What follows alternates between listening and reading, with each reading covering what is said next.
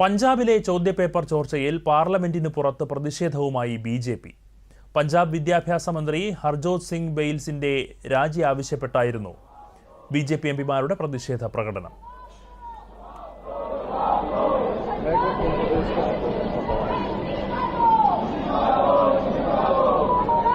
आप लोग साइड हो जाइए यार।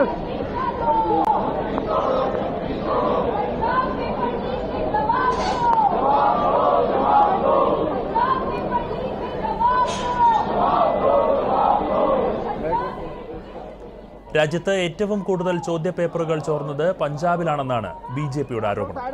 നീറ്റ് ചോദ്യപേപ്പർ വിവാദത്തിൽ ഉത്തരവാദിത്തം ഏറ്റെടുത്ത് ധർമ്മേന്ദ്ര പ്രധാൻ രാജിവെച്ച മാതൃക പഞ്ചാബ് സർക്കാർ സ്വീകരിക്കണമെന്നാണ് ആവശ്യം.